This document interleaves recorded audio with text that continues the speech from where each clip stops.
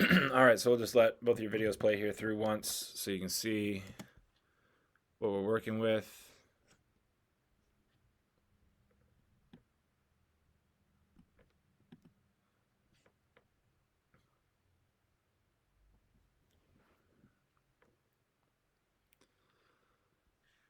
All right, we'll get this back, and then we'll watch the front view.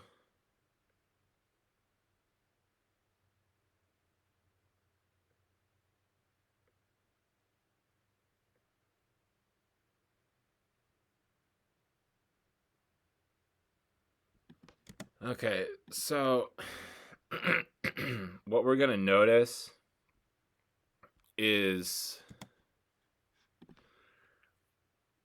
our lower body is not creating any energy, any momentum, any power for us.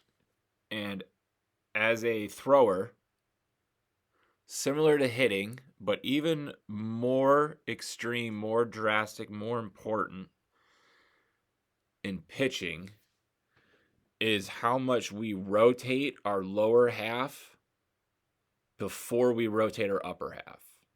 All right, that's called upper lower half separation.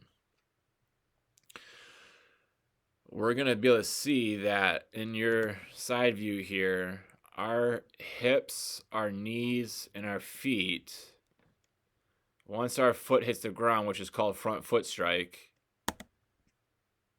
have not rotated. Front hip, back hip are in the same position they were when we first started. All right. Boom. Completely straight up. Okay. Our back toe is in the same position as it started. Has not rotated at all.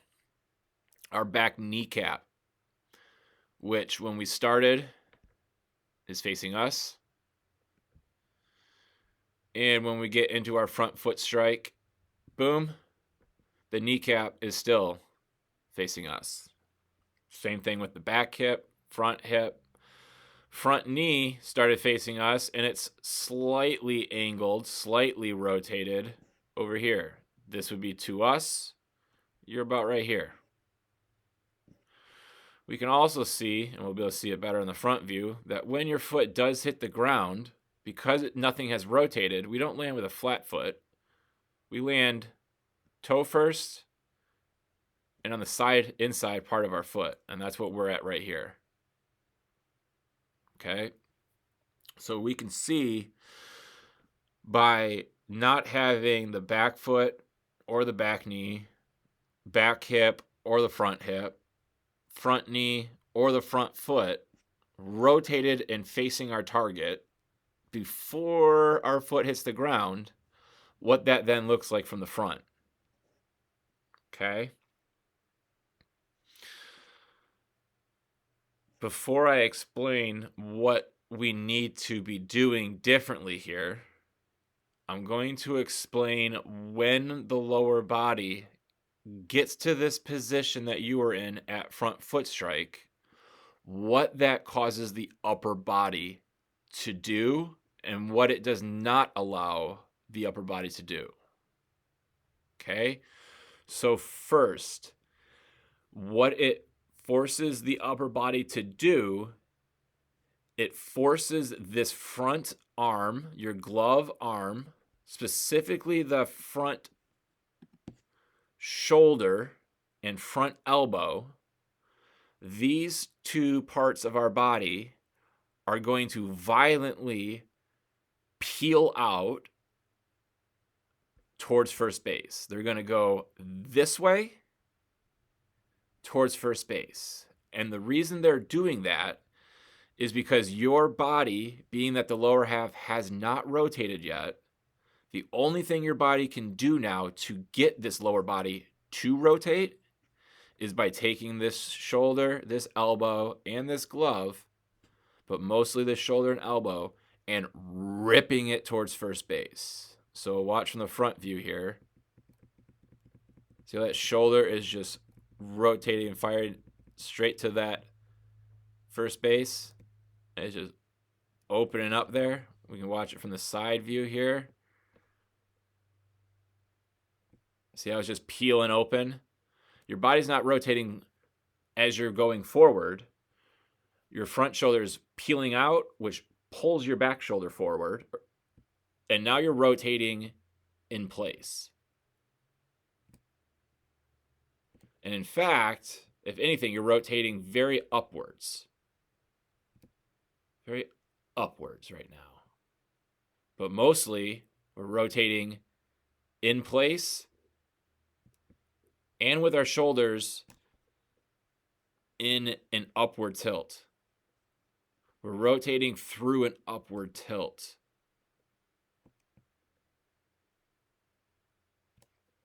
So that's what it forces the body to do when we land at front foot strike without any of our feet, knees, or hips rotating to the target. It forces us to open up and peel this front shoulder, and then we rotate in place.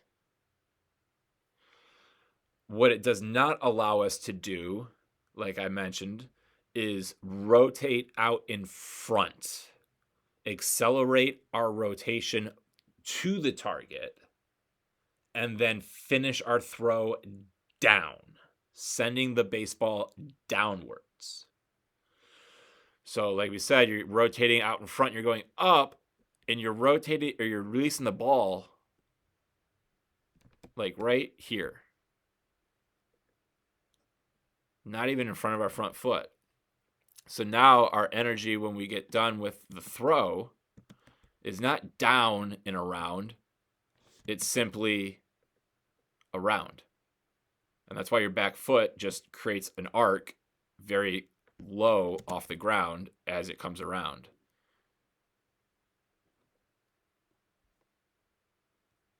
Okay, so we're going to take you back to front foot strike. Right there. And take you back to foot strike on this one. Right there. And we're going to get some comparisons here for you.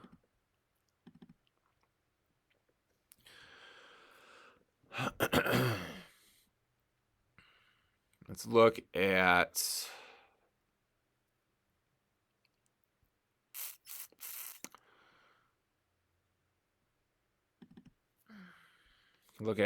this kid right here. This video was taken when he was like 16, I believe. Let's just watch how when he gets into front foot strike, right there. Okay. So your front foot strike position, his front foot strike position. Back foot is completely rotated over the big toe. Rotates over the big toe, through the big toe, over, through the big toe, into his front foot strike. Boom. You can see that's when the weight goes in. Foot's on the ground. Boom, right there. Foot's fully turned over. Where's his kneecap facing? Kneecap's facing that back heel, or the heel of his front foot. Where's that back hip facing? Yours is facing second base. His back hip is like right here, going towards like third base right now. Okay, so let's watch. We saw the foot got to the position. Let's watch the knee and the hip rotate into his foot strike. Watch his back knee rotate into foot strike. So let's watch his back hip. His back hip is in the same position your back hip is in right now, but watch what the back hip's going to do because the back foot and the back knee are rotating. It starts to rotate. Let's look at where your belt buckle is. It's right here, right in the middle, facing us. Where's his belt buckle? It's facing us right now, But at foot strike, boom, where's it at? It's going towards the target. Okay. And now, because he's in this position at front foot strike, watch how his body rotates to the target. His body rotates to the target, out in front, rotating out and around, out and around, and then down, down, down. And that's when the leg comes up, up, up, and then it comes around because it's got to catch up to where the hips and the shoulders are facing.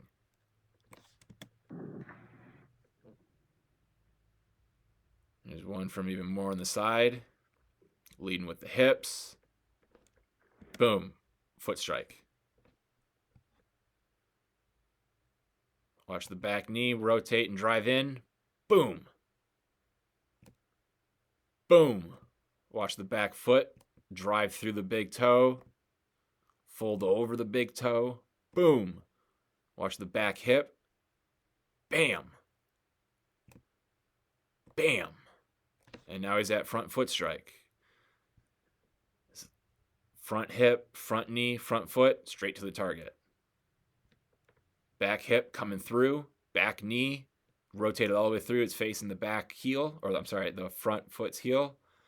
Back foot's fully turned over and driven away from the rubber. Gaining ground, power, momentum to lead into a rotating out in front. Foot strike, rotate out in front, down and around. Let the leg come up and around to catch up with where the hips and the shoulders are already facing. All right. Instead, we get to here. And now this knee's got to get out of the way because it hasn't rotated yet.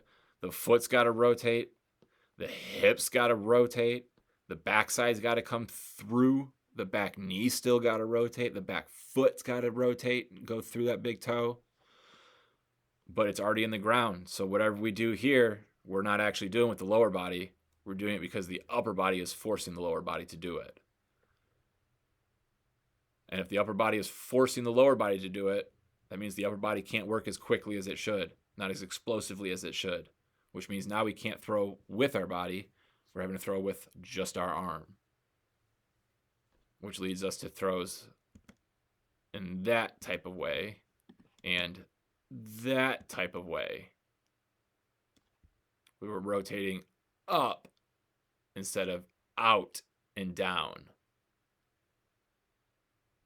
So we gotta learn how to drive and rotate our lower half and really get things moving with that lower half. Flexibility is probably has a lot to do with it too. So that will probably have to be addressed as well.